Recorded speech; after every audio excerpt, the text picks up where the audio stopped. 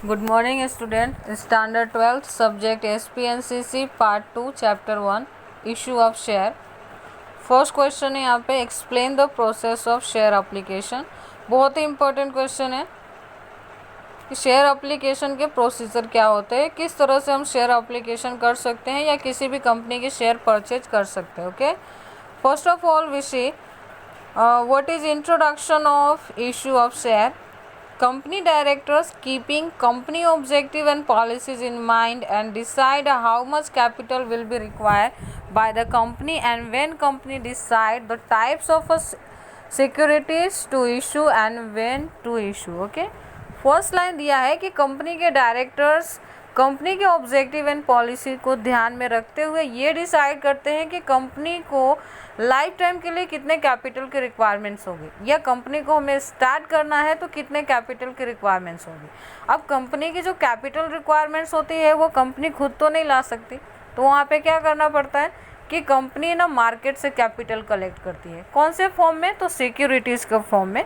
तो company directors ये भी डिसाइड करते हैं कि कंपनी कौन कौन से सिक्योरिटीज इशू करेगी, लाइक डिबेंचर, शेयर्स. और शेयर्स के भी अलग अलग टाइप से जो कि मैंने आपको 11th में पढ़ाया हुआ है तो आपको याद होगा. और अदर भी सिक्योरिटीज़ है जो कि इशू करके हम कैपिटल कलेक्शन मार्केट से कर सकते हैं. एंड व्हेन टू इशू, और हमें शेयर इशू करने कब है या सिक्योरिटीज़ कंपनी के इशू कब करने हैं, ये कंपनी के प्रोसीजर होते हैं जो कि कंपनी के डायरेक्टर्स मैनेज करते हैं. अब फर्स्ट पॉइंट है प्रोसीजर ऑफ शेयर एप्लीकेशन. आपको यहाँ एक बात याद रखना है कि इसके टोटल 4 प्रोसीजर है. ये 4 मार्क्स के क्वेश्चन में भी आते हैं और एक पर्टिकुलर 2 मार्क्स में ये पर्टिकुलर अलग से भी पूछे जाते हैं एक पॉइंट्स को. ठीक है, तो इसके टोटल 4 पॉइंट्स है जिसमें से आज मैं सिर्फ आपको 2 पॉइंट्स एक्सप्लेन करने वाली हूँ. फर्स्ट पॉइंट है opening of a bank account. जब भी आप किसी भी कंपनी का शेयर के लिए अप्लीकेशन करना चाहते हो, किसी भी कंपनी की सिक्योरिटीज़ परचेज करना चाहते हो, तो सबसे पहले आपके पास एक बैंक अकाउंट होना ज़रूरी है. ठीक है, तो इसका फर्स्ट पॉइंट देखते हैं. The company can open a current account in schedule bank for making transaction regarding the issue of share. अगर आप किसी भी कंपनी के शेयर या सिक्योरिटीज़ परचेज करने में इंटरेस्टेड हो तो फर्स्ट ऑफ ऑल आपके पास एक करंट अकाउंट होना चाहिए. और वो करंट अकाउंट कहाँ होना चाहिए? तो एक शेड्यूल बैंक में होना चाहिए जो शेयर इशू करने से रिगार्डिंग ट्रांजेक्शन करेगा. ठीक है, तो कंपनी सबसे पहले क्या करेगी? तो एक करंट अकाउंट ओपन करेगी किसी भी पर्टिकुलर शेड्यूल बैंक में. वो बैंक अकाउंट क्यों ओपन किया जाएगा? तो जो भी अप्लीकेंट शेयर परचेज करने के लिए अप्लीकेशन करेंगे तो हम उनका जो जितने भी शेयर के लिए वो अप्लीकेशन करेंगे उस शेयर से रिलेटेड जो अमाउंट बनता है वो कंपनी उनके अकाउंट में जाके ब्लॉक करेगी. तो इसके लिए हमें क्या चाहिए? एक करंट अकाउंट की ज़रूरत पड़ती है. पॉइंट नंबर 2 है this is known as escrow bank account. और इस अकाउंट को जो कि कंपनी के तरफ से खोला जाता है इसको हम एस्क्रो बैंक अकाउंट कहते हैं. लेकिन ये जो भी अप्लीकेंट के जो पैसे होते हैं जो वो शेयर परचेज करने के लिए जो अप्लीकेशन करते हैं और उसके साथ जो अप्लीकेशन अमाउंट जमा करते हैं तो वो ब्लॉक रहती है किसमें? एस्क्रो बैंक अकाउंट में. लेकिन उसको कंपनी यूज़ नहीं कर सकती. कब तक यूज़ नहीं कर सकती? जब तक कि एस्क्रो बैंक अकाउंट में से पैसे कंपनी के अकाउंट में ट्रांसफ़र नहीं हो जाती. अगर हम डायरेक्टली ये कहना चाहें कि जब तक ये कंपनी अलॉटमेंट नहीं कर देती, मीन्स कि अप्लीकेंट को शेयर प्रोवाइड नहीं कर देती, तब तक इस पैसे को हम यूज़ नहीं कर सकते हैं. थर्ड पॉइंट है as per the latest guidelines of SEBI. ओके, सेबी की एक न्यू गाइडलाइंस आई थी 2016 में जिसमें ऐसा कहा गया था कि share application can be made through ASBA process. कि किसी भी कंपनी के शेयर एप्लीकेशन का जो प्रोसीजर है वो किसके थ्रू कर सकते हो आप? तो ASBA प्रोसेस के थ्रू. अब ASBA प्रोसेस क्या है इसको फुल फॉर्म में भी पूछते हैं कि what is the full form of ASBA process. तो आपको याद रखना है application supported by block amount. मान लो कि आप एक पार्टिसिपेंट हो, आप शेयर परचेज करना चाहते हो और आप 5000 रुपीज़ का शेयर परचेज करना चाहते हो या किसी भी पर्टिकुलर सिक्योरिटीज़ को परचेज करना चाहते हो, तो कंपनी जिस कंपनी के लिए आपने एप्लीकेशन की है शेयर्स के लिए वो कंपनी आपके उतने अमाउंट को क्या कर देगी? ब्लॉक कर देगी. ठीक है, कब तक के लिए? जब तक कि अलॉटमेंट पूरा नहीं हो जाता. नेक्स्ट पॉइंट दिया है, according to ASBA process the state application money is blocked by the bank where the applicant hold his account. और अकाउंट जो होल्डर होते हैं, जो एप्लीकेंट होते हैं, उनके जो पैसे होते हैं वो कहाँ पे ब्लॉक कर दिया जाता है, तो उन्हीं के अकाउंट में ब्लॉक किया जाता है। ऐसा नहीं कि वो कंपनी यूज़ करेगी, वो कंपनी यूज़ नहीं करेगी। कब तक नहीं करेगी? जब तक कि वो आपको शेयर प्रोवाइड नहीं कर देती, ठीक है।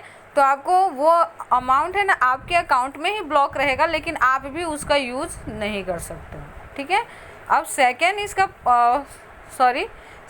पॉइंट है रिसीविंग शेयर एप्लीकेशन। ओके, जो इशू ऑफ शेयर का जो एप्लीकेशन प्रोसीजर है, उसमें जो सेकेंड पॉइंट आता है रिसीविंग शेयर एप्लीकेशन।